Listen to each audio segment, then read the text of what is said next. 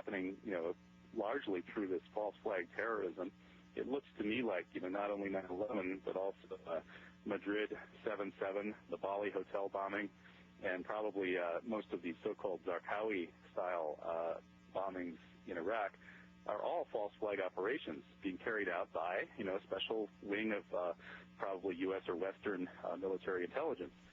That was University of Wisconsin professor Kevin Barrett, who has recently drawn criticism for plans to teach an Islamic studies course next fall that will incorporate conspiracy theories that the U.S. government was involved in the events of September 11th. Professor Barrett joins us now. Professor, can you give us the context within which you teach this? Well, yeah, sure. I'm teaching an introductory course on Islam, and I think it's really important to cover these contemporary political issues, and one of them is, of course, the so-called war on terror. Now, the fact is that the great majority of the world's Muslims believe that 9/11 was an inside job. But that's your opinion, right? You're offering your opinion that there was an inside job. Well, after studying the evidence pretty intensively for 2.5 years, I am convinced that 9/11 was, in fact, an inside job. And are students required to regurgitate that in some way in order to do well in your class? That's ridiculous. No, I'm not interested in making students regurgitate anything. I'm interested in training people how to use critical thinking skills to look at the evidence in any area and come to their own conclusions. Is this a required class? They'd be able to do that. No, it's not. So this is basically an elective class. How much of the time is spent focusing on who caused 9/11? Only about 1 week. We're looking at the war on terror for 1 week, and in fact, it's not focusing on who caused it. It's looking at the main interpretations of 9/11. And there are really several different ways of looking at 9/11, and one of them, of course, is the standard American story of the war on terror that changed everything. It set us at war. It rolled back our civil liberties. It doubled our military budget. All those things have been planned before 9/11. Every one of those things was put in place before 9/11. Do you objectively put forth that view as well as the view of how you perceive Muslims viewing us? Are they presented in a fair and balanced manner?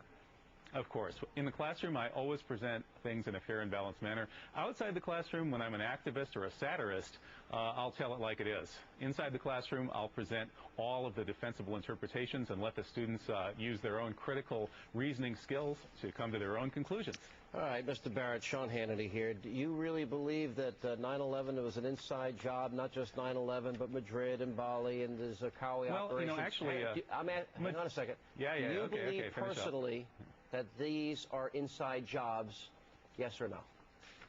It's not quite that simple. I do know, I don't believe, I know that 9/11 was an inside job. Professor Stephen Jones has found residue of thermate on the steel samples from the World Trade Center. We now know that it was taken down in a controlled demolition. All right, so you believe that the buildings came down in a controlled demolition, right? Well, I don't believe it. I've looked at the evidence, and the evidence is overwhelming. All right, the evidence is overwhelming to you because you're a conspiracy nut, but no, actually, all of you, I ask your viewers to take a look at this evidence for themselves. They can go to st911.org. That's Scholars for 9/11 Truth. Take a look at the demolitions. I know you Morgan Reynolds, the former Bush administration official, says that the Bush administration blew the World Trade Center to kingdom come. That's a direct quote from a member of the Bush administration itself. I know. They blew the World Trade Center to kingdom come. The Jews were told to leave. Well, we've heard a lot of these sick, bizarre theories. And I don't believe any of them, but you're allowed to believe what you want. But that's not what's at hand here. The issue is whether or not you, with your bizarre theories, are the best. I think you have the bizarre theory. You think it was 19 guys with box cutters led by a guy on dialysis in a cave in Afghanistan? That's ridiculous. Yeah. I mean, that's the craziest conspiracy theory of all of them. Okay. I wish I had the Twilight Zone music. Now, here's my next question. The issue that is at hand here, you're entitled to have your opinion. I don't really care what you believe. But if we're talking about a captive group of students in a classroom, the question we've got to ask... Hang on a second. Well, they're sitting in your classroom, and you have a position of authority. I'm wondering, the question is whether or not you're the most competent to teach them. And most people think you're a nut. Most people think your views are not even worth listening to.